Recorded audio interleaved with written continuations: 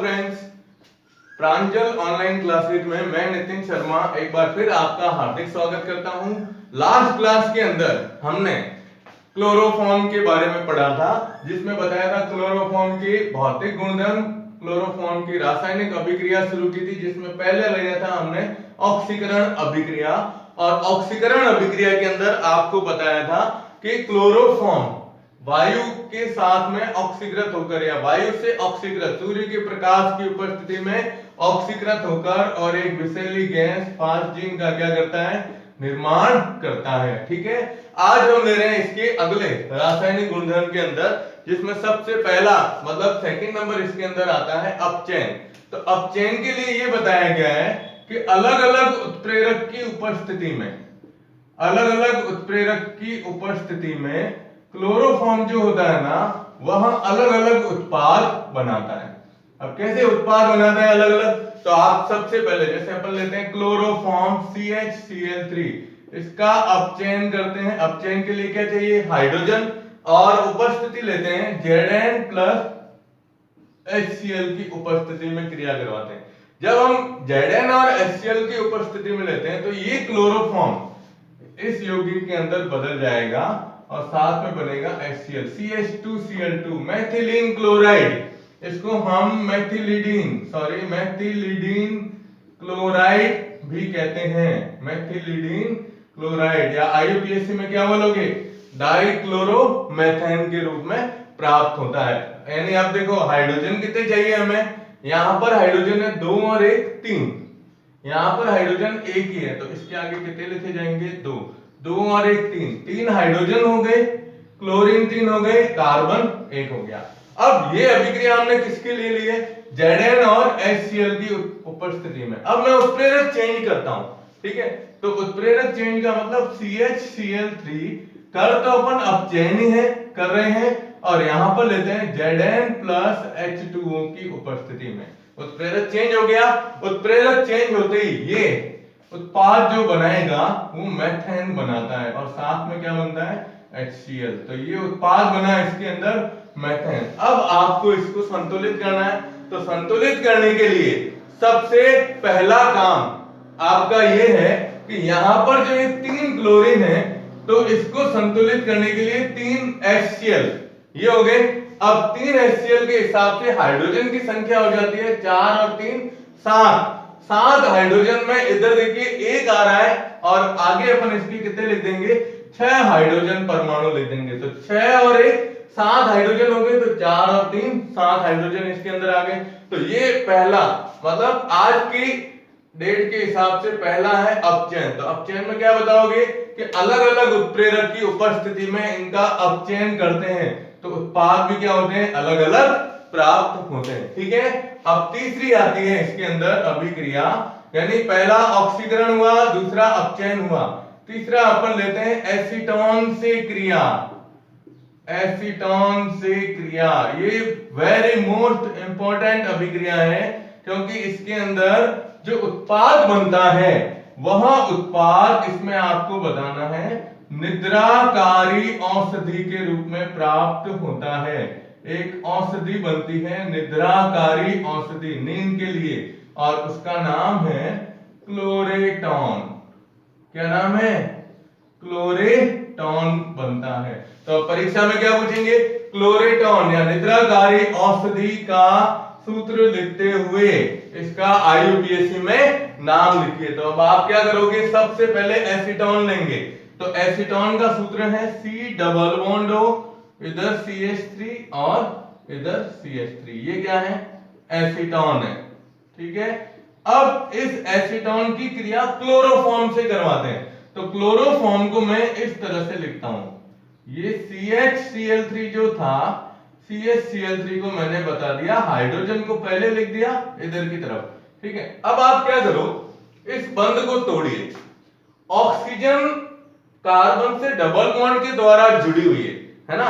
अब double bond से जुड़ी है, तो इस बंध को जैसे तोड़ोगे तो कार्बन की एक संयोजकता कम हो जाएगी, और यहां से ये हाइड्रोजन परमाणु जुड़ेगा ऑक्सीजन के साथ में, और CCl3 पूरा का पूरा जुड़ेगा कार्बन के साथ में जुड़ता है। ठीक है, तो ये थोड़ा सा इसमें ध्यान रखिएगा कि इस बंध को तोड़ो, बंध को तोड़कर हाइड्रोजन जोड़ दो ऑक्सीजन के साथ और CCl3 जोड़ दो कार्बन के साथ में जोड़ते हैं। तो जब ये इसके साथ जोड़ा जाएगा तो जोड़ने पर हम इसका उत्पाद जो बताते हैं, देखो ये है CH3, ये C, ये CH3, ये तो दो है।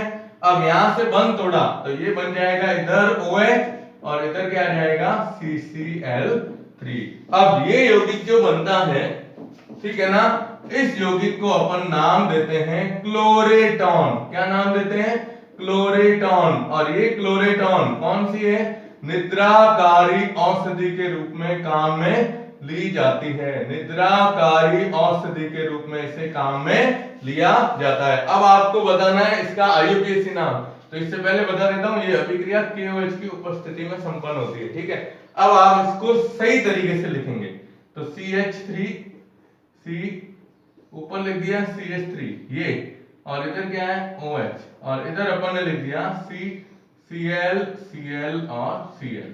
ये तीन क्लोरीन जुड़े हुए ये वाले, तो इसको इसके साथ बता दिया है ना। अब आप इसका IUPAC में नाम लिखेंगे तो IUPAC में नाम लिखने के लिए यहां से ये कार्बन परमाणु की श्रृंखला कितने की बनेगी? 3 की। अब देखो यहां से 2 नंबर पे OH आ रहा है मुख्य क्रियात्मक समूह, यहां से भी 2 नंबर पे, लेकिन यहाँ 1 नंबर पे ये 3 समूह जुड़े हुए हैं। कौन से? क्लोरीन। तो इसका नाम हो जाएगा 111 ट्राइक्लोरो, 111 ट्राइक्लोरो 2 मैथिल, 2 मैथिल, 2 मैथिल के साथ में आ जाएगा 2 प्रोपेनॉल। क्या नाम आ जाएगा?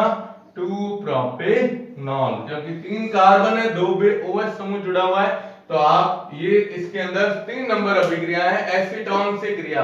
तो एसीटोन से क्रिया कराने पर मुख्य क्रिया कारक, ये जो उत्पाद जो बनता है वह कौन सी बनती है? निद्राकारी औषधि, जिसका नाम है क्लोरेटॉन। तो आप इसका स्क्रीनशॉट ले लीजिएगा।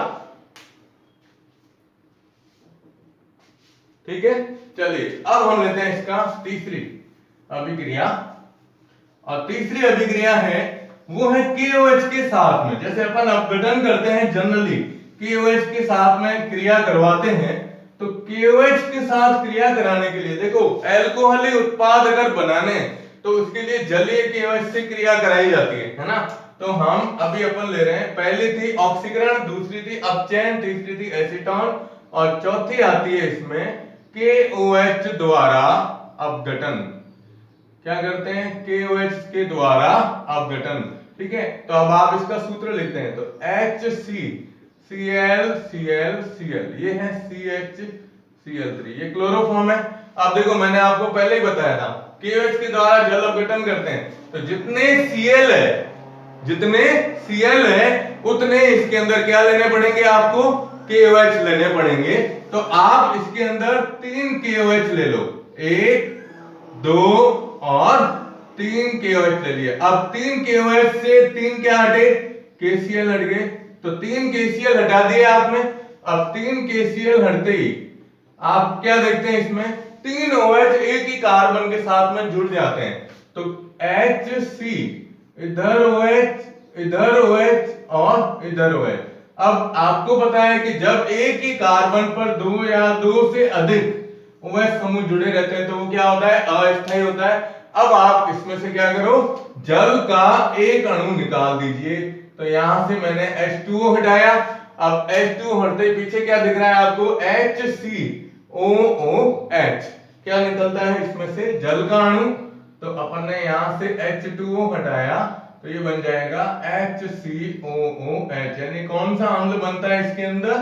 फॉर्मिक अम्ल का निर्माण होता है।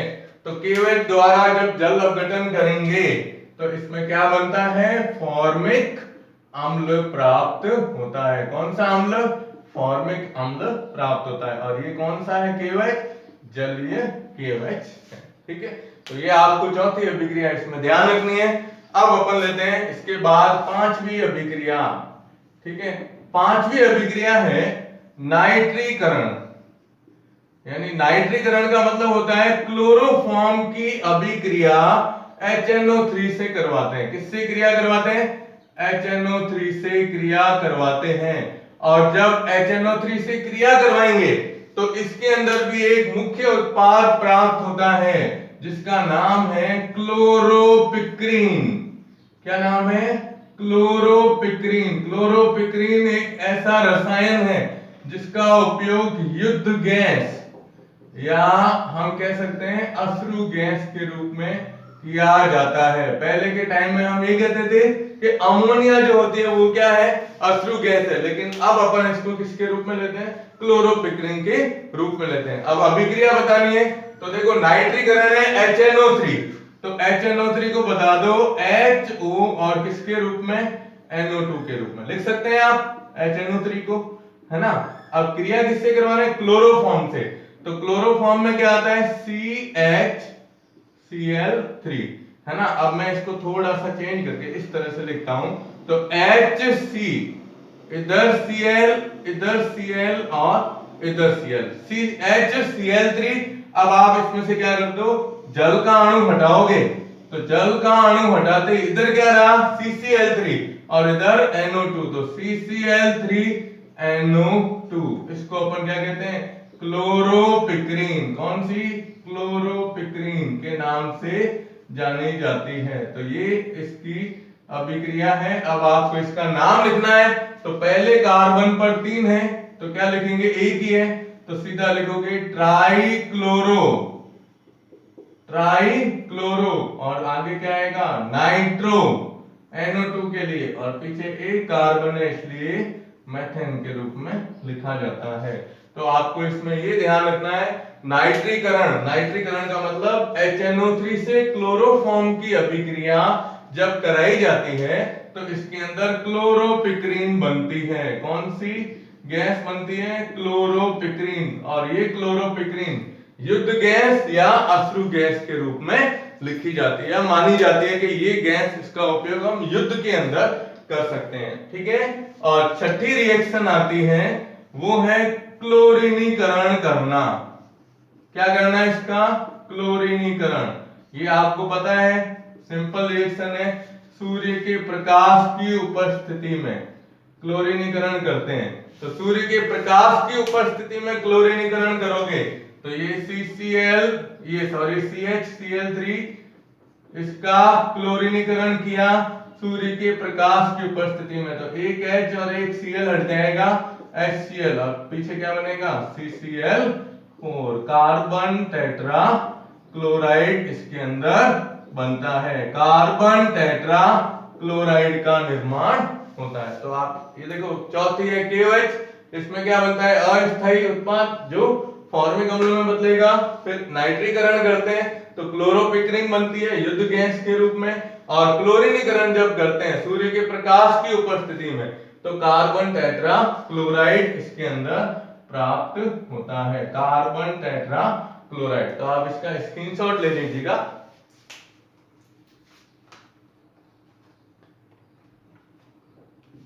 ठीक है। चलिए, अब 7वीं अभिक्रिया है। टोटल इसमें 10 रिएक्शन है। कितनी है? 10 रिएक्शन है। ठीक है। अब 7वीं अभिक्रिया अपन लेते हैं। देखिए, 7वीं रिएक्शन के अंदर अपने आती है इसमें सिल्वर पाउडर से क्रिया।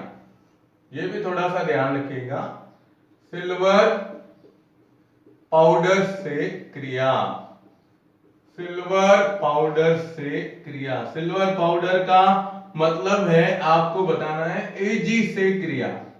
किससे? Ag, चांदी से क्रिया करवानी। और चांदी से जब इसकी क्रिया करवाते हैं तो इसके अंदर एसिटिलीन प्राप्त होती है। क्या प्राप्त होगी? एसिटिलीन प्राप्त होती है। अब कैसे प्राप्त होती है? तो हम ये लेते हैं क्लोरोफॉर्म, HC, Cl, Cl और Cl। अब इसकी क्रिया किससे कराएं? सिल्वर से कराएं, है ना। अब सिल्वर पाउडर से जब आप इसकी क्रिया कराओगे तो अगर अपन यहाँ 3 Cl और इसके साथ जोड़ दें तो केवल HC ही रहेगा, है ना। इसलिए हम इसके क्या करते हैं? 2 अणु लेते हैं, Cl, ये इधर से ये Cl और Cl, और इधर H। क्लोरोफॉर्म के 2 अणु लिए आपने, क्योंकि ये तीनों हट गए तो पीछे यही रहेगा, है ना। तो अब आप इस पूरे पोर्शन को हटाएंगे, यहां से यहां ये पूरा पोर्शन हटेगा, लेकिन पूरा पोर्शन हटने से पहले समीकरण संतुलित करना जरूरी है। तो इसके अंदर बनता है AgCl, लेकिन यहाँ क्लोरीन 6 है, इसलिए Ag भी कितने लिए जाएंगे, 6 लिए जाएंगे। तो 6 तो बनेंगे इसमें Ag सिल्वर क्लोराइड। अब पीछे क्या रहा देखो Hc, और इधर से भी CH। इस कार्बन की 3 संयोजकता कम, इस कार्बन की भी 3 संयोजकताएं कम है, तो इसको बराबर करने के लिए इसको यूं लिखा जाएगा HC ट्रिपल बॉन्ड CH। ये कौन सी गैस बनती है, एसिटिलीन बनती है। तो सिल्वर पाउडर से क्रिया कराने पर कौन सी गैस बनेगी, एसिटिलीन बनेगी। ठीक है, अब 8वीं अभिक्रिया जो वेरी वेरी मोस्ट इंपॉर्टेंट अभिक्रिया है, जिसका नाम है हाफमान। ठीक है, हाफमान आइसोसाइनाइड परीक्षण भी कह सकते हो इसको, ठीक है ना, या फिर इसको कार्बिल एमीन परीक्षण भी कहा जाता है। हाफमान कार्बिल एमीन अभिक्रिया, कार्बिल एमीन अभिक्रिया कह सकते हो, या इसको बता सकते हो का आइसोसाइनाइड परीक्षण, आइसोसाइनाइड परीक्षण। ठीक है, ये दो नाम इसके अंदर आपको याद रखने हैं, वेरी वेरी मोस्ट इंपॉर्टेंट अभिक्रिया है बोर्ड परीक्षा के हिसाब से। अब देखो इसमें हम क्या लेते हैं, एक तो लेंगे क्लोरोफॉर्म, ठीक है, क्लोरोफॉर्म के साथ इसमें लेंगे 1 डिग्री एमीन और KOH की क्रिया करवाएंगे। क्लोरोफॉर्म 1 डिग्री एमीन और KOH से जब इसकी क्रिया कराई जाती है तो ये आइसोसाइनाइड परीक्षण है, यानी इसमें आइसोसाइनाइड का निर्माण होता है। ये 12th के अंदर केमिस्ट्री प्रैक्टिकल एग्जाम के अंदर भी, ये प्रैक्टिकल में भी आता है, लेकिन गवर्नमेंट ने इसके ऊपर पूर्ण रूप से प्रतिबंध इसलिए लगाया है क्योंकि इसके अंदर जो उत्पाद बन रहा है वो आइसोसाइनाइड बनता है, और आइसोसाइनाइड आपको पता है विषैली प्रकृति का होता है, इसलिए इसके ऊपर प्रतिबंध लगाया गया है। ठीक है, अब अपन इस रिएक्शन को लेते हैं। तो सबसे पहले अपन लेते हैं 1 डिग्री एमीन RNH2, ये है 1 डिग्री एमीन। अब इसकी क्रिया क्लोरोफॉर्म से करवाते हैं, तो क्लोरोफॉर्म का सूत्र क्या है, CHCl3, और साथ में क्या आ रहा है, KOH। आपको मैंने कहा कि हेलोफॉर्म के अंदर जितने भी क्लोरीन आते हैं तो क्लोरीन के हिसाब से KOH लिए जाते हैं, तो इसमें KOH कितने लेंगे अपन, 3 KOH ले लेंगे, क्योंकि इधर Cl कितने 3 है। तो आप सबसे पहले क्या करो, देखो यहां से 3 K और 3 Cl पहले हटा दो, तो पहले मैंने लिख दिया 3KCl। ठीक है, अब पीछे इसमें देखो आप, यहां पर ऑक्सीजन है हमारे पास 3, कितने ऑक्सीजन है, 3 है। ठीक है, अब हाइड्रोजन गिनिए, टोटल नंबर ऑफ हाइड्रोजन कितने इसमें, देखो 2, 1 3 और 3 ये 6 हाइड्रोजन परमाणु है और 3 ऑक्सीजन परमाणु है। तो 6 हाइड्रोजन और 3 ऑक्सीजन से 3 अणु किसके बनते हैं, H2O के बनते हैं। ठीक है, अब पीछे क्या रहा, यहां से R, इधर से N और इधर से C, तो ये मुख्य उत्पाद जो बनता है वो RNC बनेगा। RNC का मतलब हो गया एल्किल आइसोसाइनाइड। ठीक है, एल्किल आइसोसाइनाइड के रूप में प्राप्त होते हैं। अब जरूरी नहीं है यहाँ R समूह लो, एमीन में जैसे एक उदाहरण ले लेते हैं अपन, ये एनिलीन लेते हैं C6H5NH2, इसको एनिलीन भी बोलते हैं या बेंजीन एमीन भी बोलते हैं। अब इसकी क्रिया CHCl3 प्लस यही ले लो 3KOH, है ना, तो 3 KCl हटा दो आप, तो पहले हटा दिए 3 KCl प्लस ये 3 अणु जल के हटा दो 3H2। अब ये C6H5N और C रहा, तो C6H5NC। अब इसको लिखेंगे, क्या लिखेंगे अपन, बेंजीन आइसोसाइनाइड भी लिख सकते हो या फेनिल इसको क्या लिख सकते हैं अपन, फेनिल आइसोसाइनाइड, फेनिल समूह के रूप में भी आप इसे बता सकते हो। तो ये अभिक्रिया ऐसी है जिसके अंदर आइसोसाइनाइड का निर्माण होता है। तो आइसोसाइनाइड के निर्माण के कारण ही इस अभिक्रिया को नाम दिया गया है कार्बिलैमिन परीक्षण या आइसोसाइनाइड परीक्षण। ठीक है, तो ये इस अभिक्रियाओं का आप स्क्रीनशॉट ले लीजिएगा। हो गया। अब अपन लेते हैं 9वीं अभिक्रिया। देखो 10 अभिक्रियाएं हैं, थोड़ा सा इसको ध्यान से पढ़िएगा क्योंकि अभिक्रियाएं इस ऐसे ही याद होगी कि जितनी ज्यादा आप इसे देखकर लिखो या बिना देख के लिखोगे, तो जैसे आप मैथ्स के अंदर सवाल हल करते हो उसी तरीके से इन अभिक्रियाओं को 2 बार 3 बार लिखोगे ना, अपने हाथ से लिखोगे, तब ये अभिक्रियाएं आपको याद होगी। ठीक है, अब 9 नंबर अभिक्रिया आती है जिसका नाम है राइमर टीमान अभिक्रिया। अब ये नेम रिएक्शन आ गई, राइमर टीमान अभिक्रिया। और ये 2 अभिक्रियाएं हैं जिसमें अपने इसके अंदर पहली अभिक्रिया दी गई है फॉर्मिलीकरण अभिक्रिया। कौन सी? फॉर्मिलीकरण अभिक्रिया। ये भी वेरी मोस्ट इंपोर्टेंट है, नेम रिएक्शन के हिसाब से इंपोर्टेंट अभिक्रिया आती है। अब इस अभिक्रिया में क्या क्या चाहिए हमें, तो देखो आप, एक तो हम क्या लेते हैं, क्लोरोफॉर्म सबसे पहले, है ना। क्लोरोफॉर्म के साथ इसमें लिया जाता है फिनॉल। क्या लेंगे हम? फिनॉल। और एक इसके अंदर देखो क्लोरोफॉर्म, फिनॉल, और इसके साथ में हम लेते हैं KOH। ये तो लेना ही है हमें, है ना। और इस अभिक्रिया के अंदर जो उत्पाद बनता है वह सैलिसिल एल्डिहाइड, सैलिसिल एल्डिहाइड प्राप्त होता है। सैलिसिल एल्डिहाइड या सैलिसिल एल्डिहाइड के रूप में ये प्राप्त होता है। अब कैसे बनते हैं, तो आप देखो सबसे पहले हम इसके अंदर लेंगे फिनॉल। तो फिनॉल का सूत्र आपको पता है, बेंजीन की वलय ली, है ना। बेंजीन की वलय के साथ में क्या जोड़ दिया? OH। अब साथ में प्लस क्या ले रहे हैं? CHCl3 क्लोरोफॉर्म, और साथ में क्या ले रहे हो आप? KOH। अब ये क्या है? फॉर्मिलीकरण है, तो इस तीर के निशान के ऊपर लिखा जाता है फॉर्मिलीकरण अभिक्रिया। कौन सी?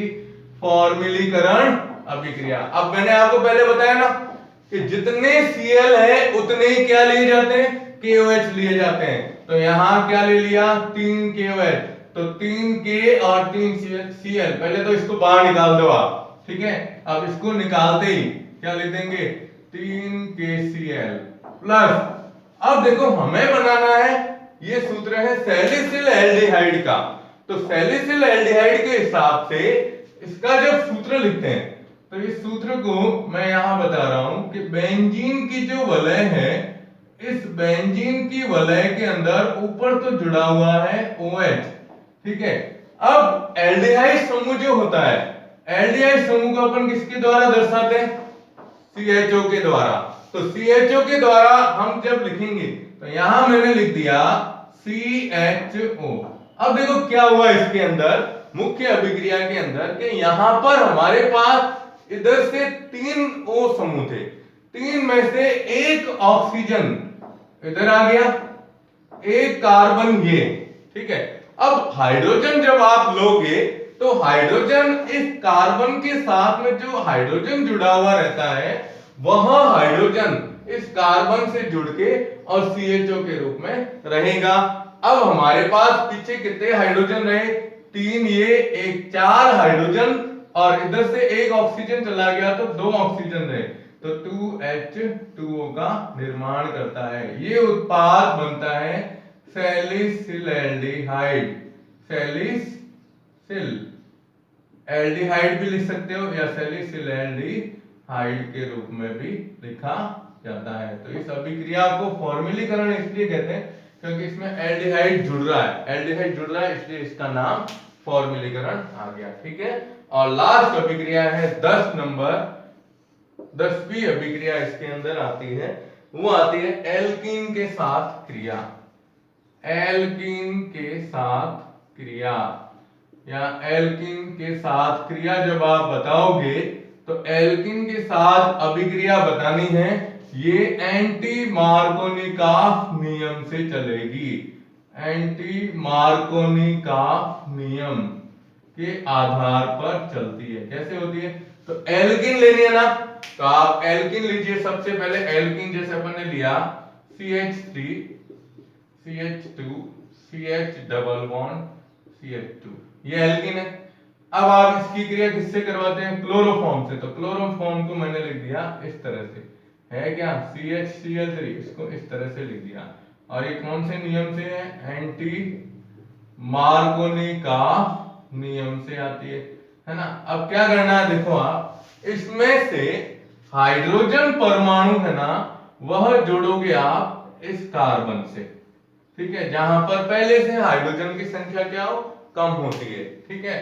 और ऋण विद्युतीय भार, ये CCl3 पूरा, इस CCl3 को जोड़ोगे इसके साथ में, क्योंकि यहाँ हाइड्रोजन की संख्या क्या है, अधिक। तो एंटी मार्कोनिकॉफ क्या कहता है कि जब हम इस तरह के यौगिक की रिएक्शन करवाते हैं किसके साथ, एल्किन के साथ में, तो उसमें असंतृप्त कार्बन के अंदर उस कार्बन के साथ में ऋण विद्युतीय भार जुड़ेगा जहां पहले से हाइड्रोजन की संख्या अधिक होती है ना। अब आप इसको जोड़ोगे तो देखो ये तो आया CH3, ये CH2, अब ये CH था, CH से बन गया CH2, यहां से हाइड्रोजन जुड़ी। अब यहाँ क्या है, CH2, है ना। अब ये क्या है, CCl3, तो C इसको मैं यूं लिख देता हूं, Cl और Cl। अब आप इसका नाम लिखेंगे तो ये श्रृंखला देखो ये बनेगी। इसके अंदर यहां से शुरुआत करोगे, 1 2 3 4 5, तो एक पे 1 1 1 ट्राइक्लोरो,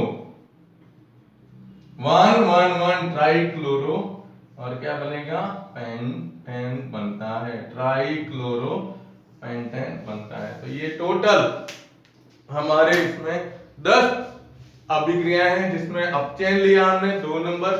अपचयन के बाद फिर हमने एसीटोन से क्रिया कराई, एसीटोन से क्रिया कराने के बाद फिर अल्कोहलिक KOH से क्रिया कराई गई, अल्कोहलिक KOH। फिर आगे अपन ने लिया जैसे इसमें ये राइमर-टिमान अभिक्रिया, एल्किन के साथ अभिक्रिया, इसके अलावा सिल्वर पाउडर से क्रिया, है ना, क्लोरीनीकरण कराया।